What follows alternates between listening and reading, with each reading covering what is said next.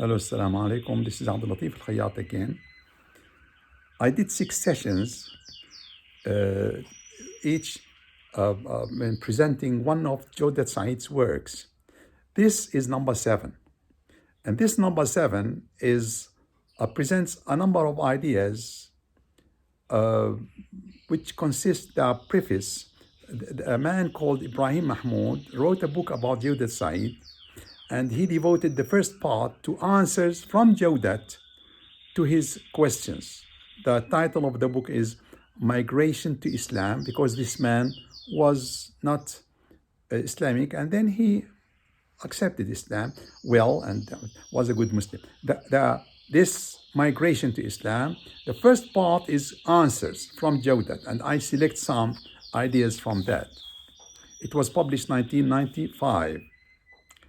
Now, even if you think that one idea is, even if you think the other of a different faith, different idea, different opinion, to be very far from truth, you will have to wait. There is no way. You can speak and explain, and you must really, but you cannot force anybody, even the most unacceptable ideas.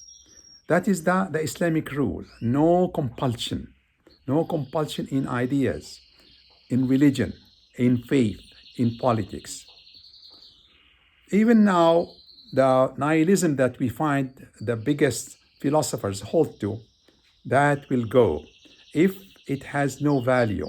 The idea, anything, as the Quran tells us, anything that is good for humankind will stay, remain, survive, and anything of no value, of bad effect, of harmful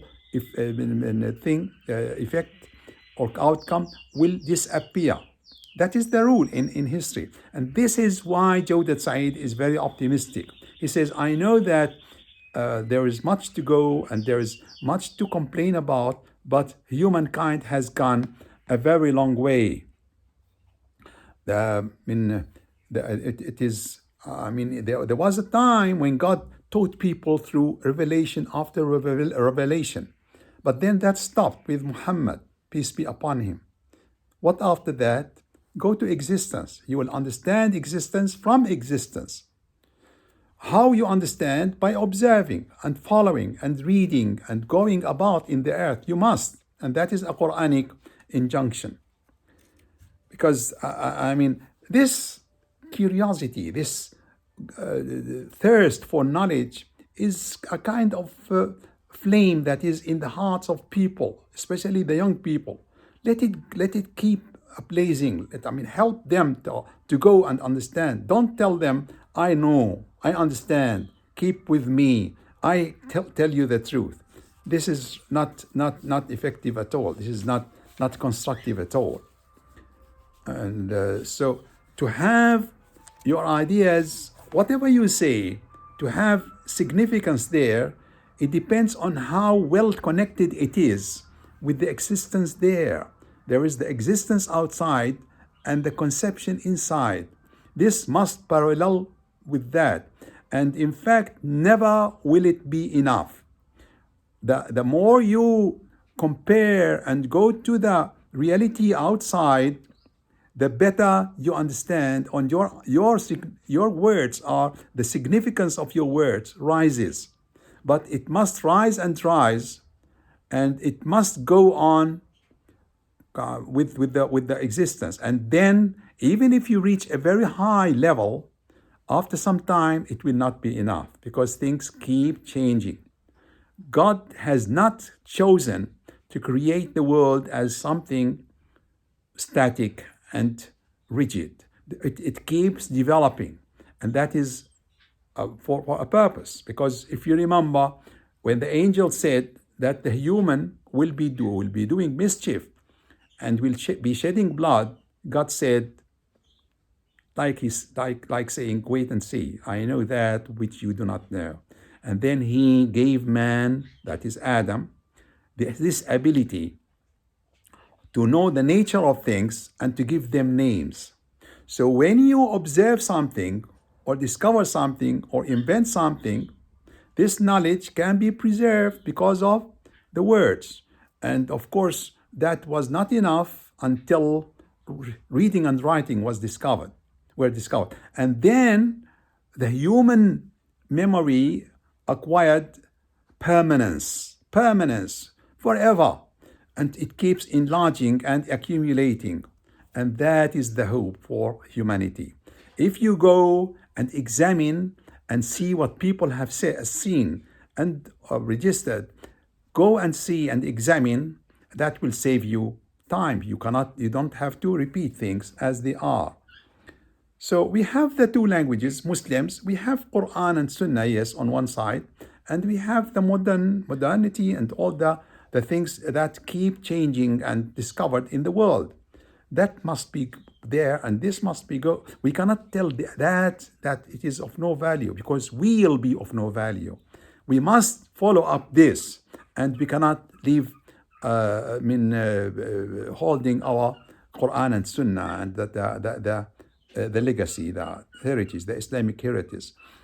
Humankind has gone a very long way, and we must know that it is like a child in the first 2 years. It has no way of even cleaning itself.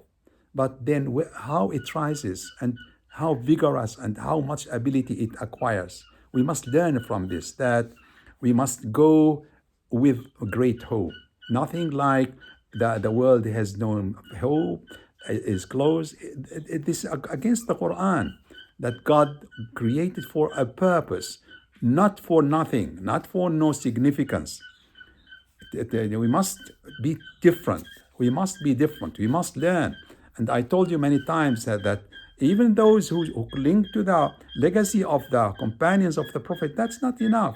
Because, for example, the system of rule and how to transfer rule peacefully and politely has changed to a better way, closer to what God and His Prophet would like. So the making of the human is a human effort. You wait for God, and God says you must change what's on yourself first to change the conditions that you don't like. So there is a place. Of course, people keep changing and inventing and innovating. Yeah, they do. But in this sphere, the sphere of a better humanity, more harmonious humanity, a happier humanity, that keeps back and lingering. Why? I mean, here the effort is needed. Here the inventions, the work on the human nature and the human psyche and the structure of the human as an individual and the society. There the great change must take place. So it must go to the curricula of students, little and younger and older, that there is this, the war will not help us. That war is not the solution. That we have a way of sitting peacefully and addressing our problems, and there the change will take place in an effective and very, very, very useful and constructive way. So yes, he says, I can live with anybody on one condition, that they adopt peace and no violence. No matter what their faith is, I accept to sit and listen and live with them, better than that who is a very good worshipper but believes in violence and coercing and compelling the other. Thank you very much.